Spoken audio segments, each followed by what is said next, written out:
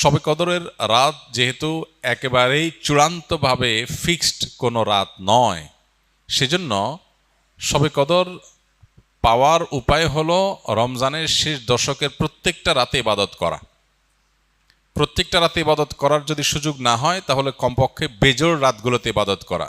নবী সাল্লাল্লাহু আলাইহি ওয়াসাল্লাম বলেছেন, তাহাররাউ লাইলাতুল কদরি ফিল বিত্রি মিনাল আশরিল আওয়াখিরি মিন রমাদান। রমজানের শেষ দশকের বেজোড় রাতগুলোতে তোমরা কদর তালাশ করবে।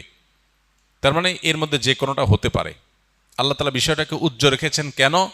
হাফেজ ইবনে হাজার আসকালানী রহমতুল্লাহ আলাইহি বিশ্ববিখ্যাত হাদিস ব্যাখ্যাতা, হাদিস বেত্তা, তিনি সহিহ বুখারীর বিখ্যাত ব্যাখ্যা গ্রন্থ ফাথুল বারীতে লিখেছেন যে আল্লাহ রাব্বুল আলামিন লাইলাতুল কদর নির্দিষ্ট একটা রাতকে ফিক্সড করে না দিয়ে, এই যে শেষ দশক আবার বেজোড় রাতগুলোর মধ্যে সম্ভাবনা বেশি, এটা করেছেন যাতে করে আমরা বেশ কয়েকটা রাত ধরে ইবাদত করতে পারি।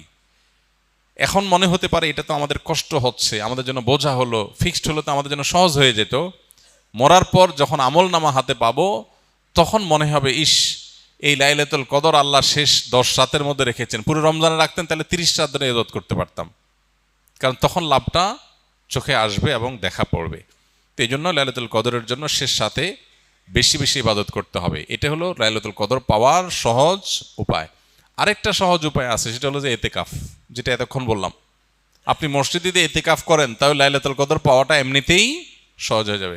এমনকি এতেকাফকারী ব্যক্তি, যদিও শেষ দশকে নবী সাল্লাল্লাহু আলাইহি ওয়াসাল্লাম রাত জেগে থাকতেন, যদি কোনো কারণে তিনি ঘুমিয়েছিলেন, তারপরে এতেকাফ করার ব্যক্তি ঘুমাইলেও সেটা ইবাদতের মধ্যে। বাসার ঘুম আর মসজিদে এতেকাফকারীর ঘুমের মধ্যে পার্থক্য আছে।